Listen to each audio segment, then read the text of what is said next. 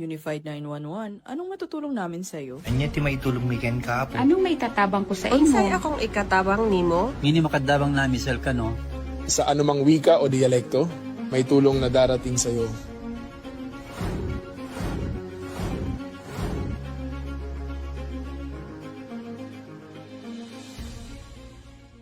Lilingkod sa bawat Pilipino at magbibigay ng tamang impormasyon para sa tahimik at maayos na Pilipinas. Police News Network, alagad ng batas, tagapagtaguyod ng balitang pulis, sandigan ng mamamayan, patnubay ng katotohanan.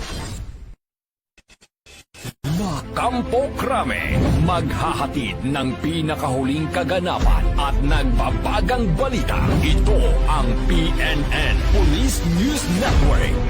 At ngayon, ang inyong mga tagapagbalita. Magandang araw, Bagong Pilipinas. Ako ang inyong alagad ng batas, tagataguyod ng Balitang Pulis. Ako po si Patrolwoman Evelyn Lumabi ng Regional Mobile Force Battalion ng NCRPO. Maghahatid sa inyo ng tamang balita, kwento ng pulis at serbisyo para sa mamamayan. At ito ang PNP News Online. Ang pangunahing balita ng Police News Network, alagad ng batas, tagataguyod ng Balitang Pulis.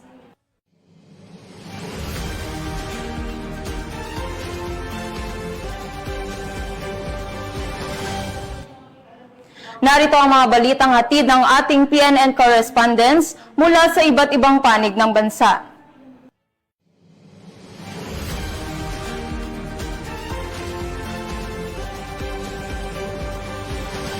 Tiniyak ni PNP Chief Police General Jose Melencio Nartates Jr. na walang puwang ang hazing sa organisasyon at ipinapatupad ang zero tolerance policy laban dito.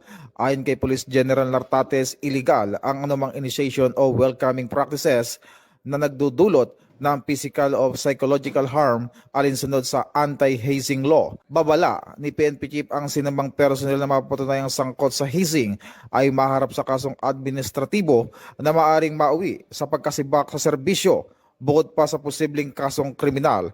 Inatasan din niya ang lahat ng PNP units na higpitan ang monitoring sa panahon ng training at initiation activities upang matiyak ang mahigpit na pagsunod sa anti-hazing policies. Ito ang bagong PNP para sa bagong Pilipinas, serbisyong mabilis, tapat at nararamdaman.